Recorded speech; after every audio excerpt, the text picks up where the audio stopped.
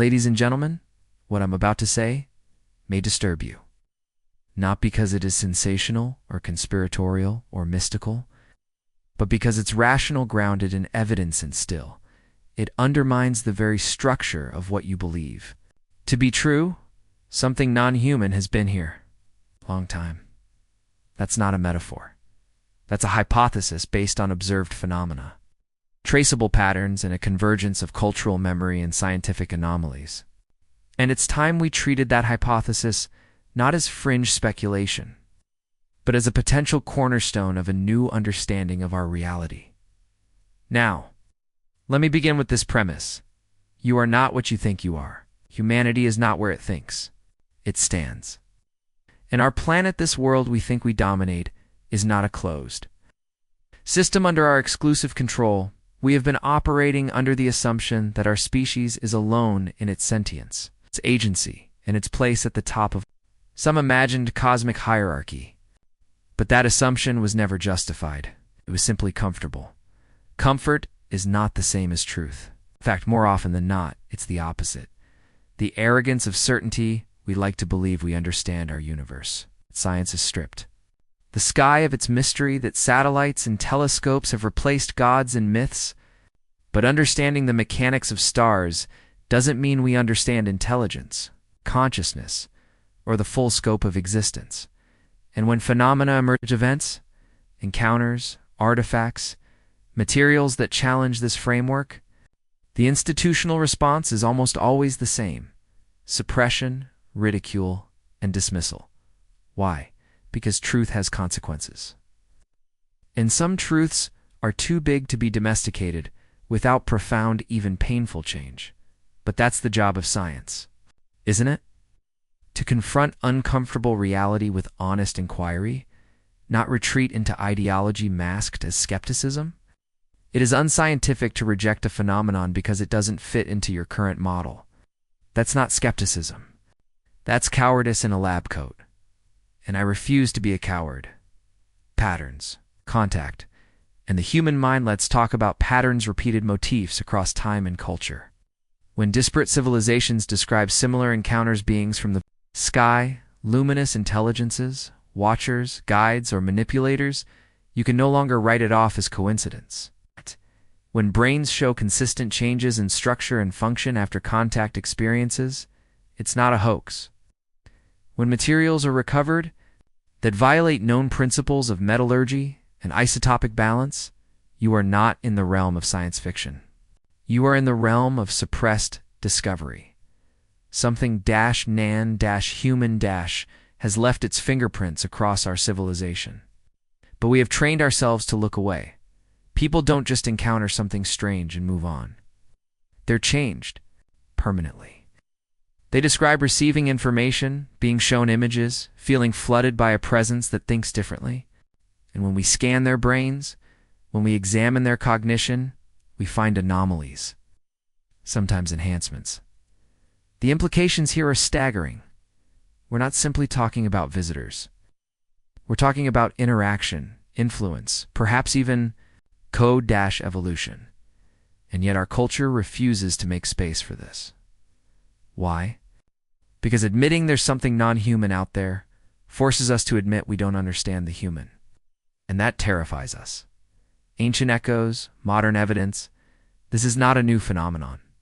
From cave paintings in Australia to the Zulu oral traditions in South Africa, from the Vedic texts to the Book of Enoch, the testimony of contact is older than writing itself. And here's the thing. When a pattern emerges independently across time and geography, it's not superstition. It's data. Myth is memory encoded in symbol. These stories speak of beings with technology or perception, or insight beyond anything our ancestors could grasp. They knew it wasn't human. The idea that ancient people were simply ignorant or hallucinating is one of the most arrogant assumptions modern people have ever made. You don't carve visitors from the sky onto a wall for thousands of years unless it mattered, unless it happened. Now add to that the modern evidence, the craft tracked on radar, the biological materials under the microscope, the declassified documents that hint at decades of government secrecy, and the picture becomes unavoidable. Something other is operating on Earth, not in theory, not in abstraction. Now, and not just from outside. It's embedded in our history. It's in our consciousness. Possibly even in our biology. Beyond alien, the intelligence problem when we say non-human, people hear alien. But that word is insufficient. It suggests distance, detachment, something entirely outside our world. But what if it's not like that? What if the intelligence is not far away in space but near, in dimensions or layers of reality we haven't yet mapped? What if it's not simply in our sky, but in our minds, in our symbolic language, our dreams, our creativity? Maybe we're not just being observed. Maybe we're being shaped. Now that's a terrifying thought, but also a deeply humbling one, because it means we are not the architects of reality.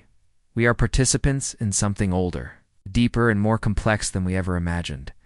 And it means we must redefine intelligence, not as computation, not as cleverness, but as alignment with patterns larger than ourselves. Science at a crossroads. We are at a breaking point culturally, scientifically, spiritually. We face ecological collapse, political fragmentation, and existential dread.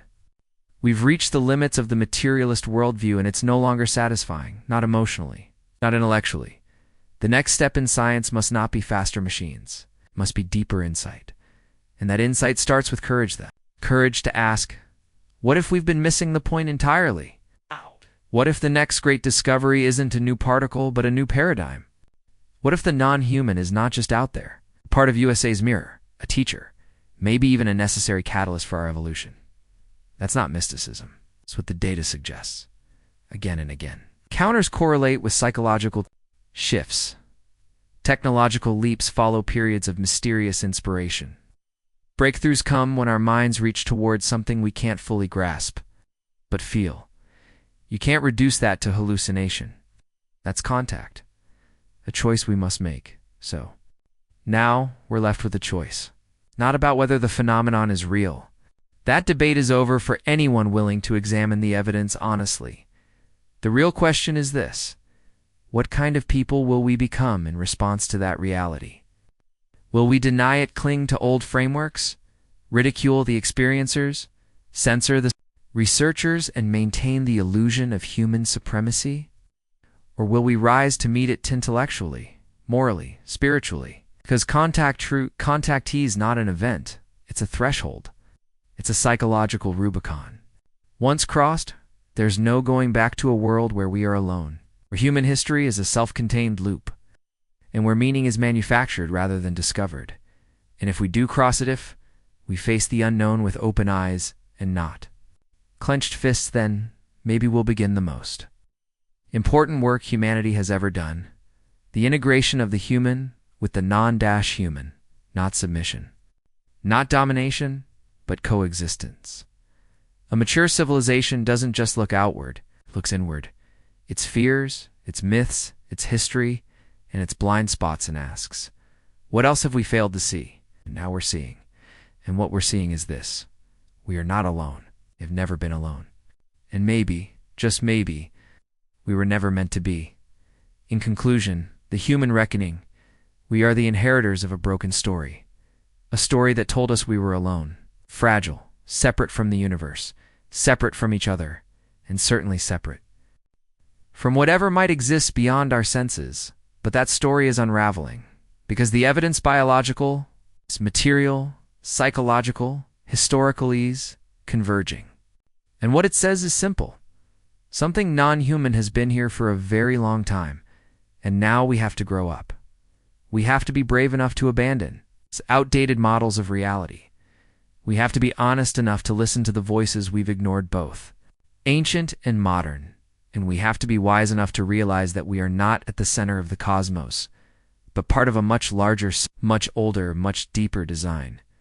The next age of humanity will not be built by machines or prophets or empires.